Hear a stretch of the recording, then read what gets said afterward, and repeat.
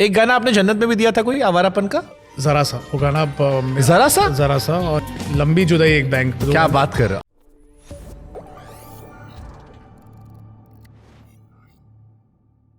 एक गाना आपने जन्नत में भी दिया था कोई आवारापन का? आपने आपका रिसर्च बहुत अच्छी तरह किया है। नहीं वो फिट नहीं हो सर रहा था मैंने आवारापन में। आपको मिथुन को मैंने घोर के पी रखा है। जरा सा वो गाना जरा सा और एक लंबी जुदाई एक बैंक में था। वो दो गाने क्या बात कर रहा। वो दो गाने एक्चुअली मैंने दिया नहीं, मेरे कंपोजिशन थोड़ी है, मेरे पास पड़ा हुआ था। जैसे वो प्रीतम सर ने बनाया था पर वो आवारापन में फिट नहीं हो रहा था, तो मैंने कहा था कि वो कुणाल देशमुख को बोला था ये गाना बहुत अच्छा है। उन्होंने काम किया आपके साथ, बट आई एम श्योर आपने इसको तो रिग्रेट किया होगा कि यार ये गाना मेरी फिल्म में बनता था। नहीं सर, मैंने कभी ऐसा रिग्रेट नहीं किया। मैंने ऐसे काफ़ी लोगों को ऐसे गाने दिए, मुझे कभी वो इशू नहीं है कि वो, क्योंकि मुझे लगता है कि आप जो आदमी होल्ड करता है ना वो क्रिएट नहीं करेगा। बट जरा सा बहुत बड़ा गाना है सर, मतलब तो उसके बाद मैंने तुम्ही भी बना लिया ना सर। उसके बाद मैंने नेक्स्ट फिल्म में भी मैंने सोनियो बनाया। ट्रू, हाँ, राजू सर के साथ। हाँ, अगेन न्यू कमर माही बनाया, माही वो भी बनाया। हाँ, सोनी तो सोनू निगम सर ने गाया था शायद। जी करेक्ट। हाँ। बट तो मैंने इफ यू कीप होल्डिंग ना you will not create more, क्योंकि आपको लगता है आपका बैंक हमेशा भरा हुआ है। जो आदमी जिसके पैसे कम पड़ रहे फिर जाके कमा कर आता है ना, तो I think you should keep working. I think you can't, और उससे क्या होता है ना आप कॉन्स्टेंटली रेलिवेंट भी रहते हो। आपने अरिजीत तो कैसे मिला? क्योंकि मैंने एक वीडियो देखा कि जीत दादा से भी मिला, मैंने उनसे अलग बात की, मिथुन अलग बात की, हर कोई अरिजीत को जानता था। हाँ सब जानते हैं सिवाय आपके। नहीं, हाँ नहीं, मैं जानता था, मैं उसको बहुत अच्छी तरह जानता था एज प्रीतम्स असिस्टेंट। और एक्चुअली आप देखोगे तो कुछ फोटोग्राफ्स मैं आपके साथ शेयर करूंगा, और जो मैं प्रीतम और एरिक जो साउंड मिक्स करते हैं उनका फोटोग्राफ है, और वो फोटो खींचा है अरिजीत सिंह ने। हाँ, वो एक फोटो स्टूडियो वाली। एक पर वो अरिजीत बहुत टैलेंटेड असिस्टेंट होता था कि ऐसा पहले अरिजीत दादा का। हाँ, कोई ऐसे थे, किसी का नाम लेके उन्होंने कहा कि आर.डी. बर्मन। तो नहीं, प्रीतम दादा ने पूछा कि तुम ये फोटो क्यों खींच रहे हो भाई? बोला इसे नहीं, मैंने आर.डी. बर्मन और ऋषिता का फोटो, जिससे तुम्हें लगता है आर.डी. बर्मन और ऋषिता है। It was a very funny episode, but Arijit was always that very talented assistant of Pritam, जो स्क्रैचेस गाता था, और वो स्क्रैचेस जब हम सुनते थे हम बोला अरे ये तो अच्छा गा रहा है, ये तो अच्छा गा रहा है। सर मेरे को मिथुन ने बताया कि वो जो दा ट्रेन में गाने हैं, दर्द में लब मुस्कुरा जाते हैं, ये अरिजीत ने स्क्रैचेस गाए सारे, बीते लम्हे। 100%। एंड इवन मिथुन सेट कि जब ये गाना रिलीज हो गया 8 महीने बाद फिर उसने एक रिकॉर्ड करके भेजा कि मिथुन प्लीज सुनना ना इस बार। ही सेड अब रिलीज हो चुका है। Hard he worked, I am telling you. Arijit is not somebody जो अपने सिर्फ नसीब से नहीं बना है, वो अपने मेहनत से बना है।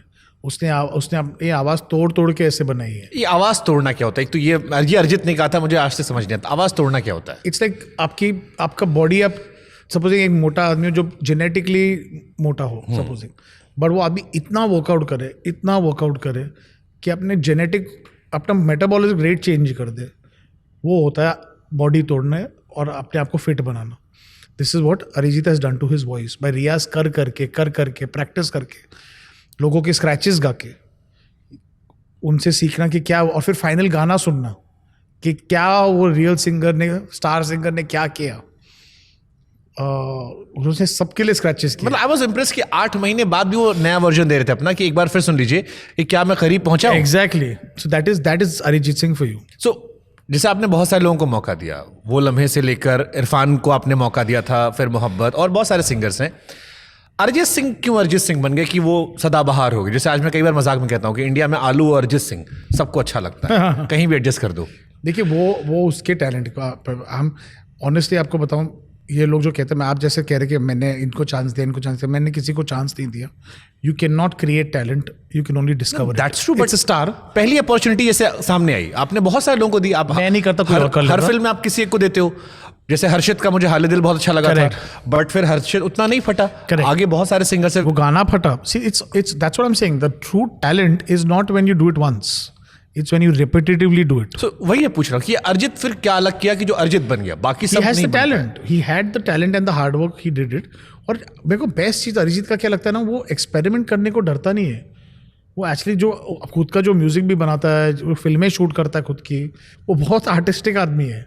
तो कहीं ना कहीं उसने वो आर्टिस्ट को जिंदा रखा है अपने आप में। अक्सर क्या होता है ना, सक्सेस के बाद सर आप वही चीज़ रिपीट करते रहते हो और आउटकम वो नहीं आता सेम।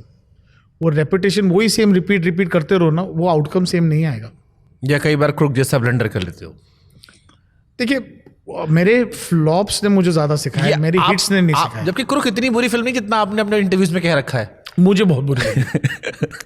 क्रुक के गाने अच्छे हैं। अभी मैं इंग्लैंड गया था तो जितने लोग वहां थे सबने मुझसे कहा कि मेरे बिना प्ले करो, और मेरे बिना हम एक्चुअली अभी भी वाइब लेते हैं जी। बहुत अच्छे गाने उसके, मतलब गाना मेरे बिना तो इज लाइक कल्ट सॉन्ग। देखिए उस वक्त नहीं चला था और मैं उस टाइम थोड़ा हिल गया था कि मुझे लगा था ये गाना तो अच्छा है यार, मेरे बिना बहुत अच्छे सॉन्ग है sir. But that's what it taught me कि I should not fall down and think कि मेरा सेंस चला गया है। मेरे बिना इज़ अ गुड सॉन्ग। हाँ, जो मैं लोगों को प्लीज़ करने के लिए सडनली एक पंजाबी ट्रैक डाल दो, एक डांस ट्रैक डाल दो, ऐसे टाइप के ट्रैक्स डाल दो क्योंकि आजकल ये चल रहा है, मैं वो हुई नहीं, वो पर्सनालिटी हुई नहीं जो बनेगी। वो मोहित सूरी वाली फिल्म नहीं थी। एग्जैक्टली तो बट क्योंकि क्या हो गया था कि इसके पहले जो फिल्म अगर चल गई तो लोग बोलते अगर तुम अपने लाइफ में थोड़ी कॉमेडी डाल दो, थोड़ा सा नॉर्थ इंडियन टच डाल दो तो आप ज़्यादा कमर्शियल हो जाओगे। क्या होता है जब आपके पास फेलियर होता है ना तो कोई आपको सिखाता नहीं है, आपको खुद सोचना पड़ता है। जब सक्सेस आ जाता है तो आप सबकी सुनने लगते हो, सब आ जाते हैं आपको सिखाने के आपको और बेटर कैसे कर सकते हो। And in that grid you make. तो राज 2 चल गई थी लोगों को सुनने के लिए, मैं सुनने लगा तो क्रुक बनाई। पर फिर क्रुक के गिरने से मुझे ये पता लगा कि I have to go back to my core, rediscover my roots and I made murder 2। तो सफल होने पर क्या सावधानियां बरतनी चाहिए? सफल होने पे किसी की नहीं सुननी चाहिए क्योंकि लोग आ जाएंगे आपको सुनाने कि ऐसा करो। फेलियर में भी किसी की नहीं सुननी चाहिए क्योंकि लोग आ जाएंगे आपको गिराने। तो क्रूक या एक विलन 2 ज्यादा आप डिसअपॉइंटेड खुद से कहाँ हुए? एक विलन 2। क्यों? मतलब क्योंकि क्रूक के दौरान sir there was a different thing. I was unmarried, I was young and I was, मुझे पता था कि नहीं यार अभी वो जज्बा था कि अभी फेल हुआ हूँ, डोंट वरी मैं वापस आ जाऊँगा। ऐसा इशू मेरे पास बहुत टाइम है क्योंकि 28-29 ईयर्स की उम्र में था या ऐसा कुछ। प्रॉब्लम क्या होता है जब आप 40 के अराउंड और 20 साल से आप वो काम कर रहे हो, आपको डर वो ये लगता है कि is the best behind you. और सच पूछो तो लोग ऐसा कहना शुरू कर रहे थे। मतलब बहुत सारे रूमर्स उड़े। या आई मीन जैसे आया कि आप आशिकी 3 में थे। Correct. And I actually they decided to make the film without me was a choice because yeah it is true. ये एक विलन 2 की वजह से। Not only that, they didn't want to wait for me and क्योंकि और मुझे ये था कि बट इन यही फैक्टर्स होते होंगे कि 100% फ्लॉप हिट से भी लोग आपको जज करते होंगे। 100%. And this was my own family also, so it's not as if was the not willing to wait. And I don't blame it. I think it's a business in the end. True. So, but I more than anybody else, मैं उनको wrong proof करने की कोशिश नहीं कर रहा था। मैं अपने आप को wrong proof करने की कोशिश कर रहा था कि मैं ये सोच क्यों रहा हूँ कि, और मैं ये ट्रैप में क्यों आ रहा हूँ कि सीक्वल पिक्चर ही होगी तो वो चलेगी। बट वो क्यों बनाया था? जैसे मैं आपकी सारी फिल्में देखता हूँ जी, और जैसे ये मैंने मिथुन से भी कहा था कि मिथुन का गाना आता है तो मैं डाउनलोड कर लेता हूँ जी। बट ये मिथुन की भी जिम्मेदारी है कि उन्हें वो स्टेटस मेंटेन करना है कि वो भरोसा मेरा कायम रहे। करेक्ट। 2 गाने अगर फ्लॉप होंगे, तीसरी बार सोचूंगा तो शायद चौथी बार डाउट होगा। आपकी फिल्मों में एक थीम रहती है।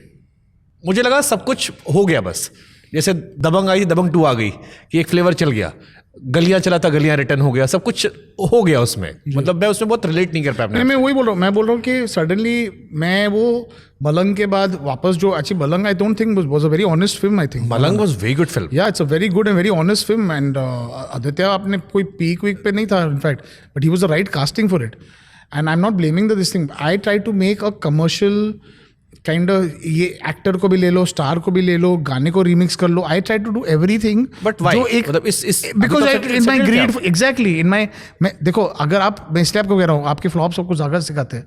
इन this greed to reach box office success and reach that number जो मुझे एक विलन 1 में मिला था, मुझे वो हाई वापस चाहिए था। क्लास फिल्म, उसमें रितेश देशमुख कैरेक्टर अभी भी डराता है सर मेरे को। Correct. So I was trying to get that same opening of 16.5 crore जो मुझे वो टाइम पे मिला था, मुझे वापस चाहिए वो, मुझे वो नहीं मिल रहा था। तो मैं उसके सर्च में मैं हर चीज़ सेफ खेल रहा था कि एक एस्टैब्लिश स्टार को ले लो, गाने को रीमिक्स कर लो, 2 एक्ट्रेसेस ले लो, 2 हीरो ले लो, एक्शन ज़्यादा बढ़ाओ, इमोशन पे कम करो, स्पेक्टेकल पे ज़्यादा काम करो। ये सब गलत चीज़ है पिक्चर बनाने के लिए।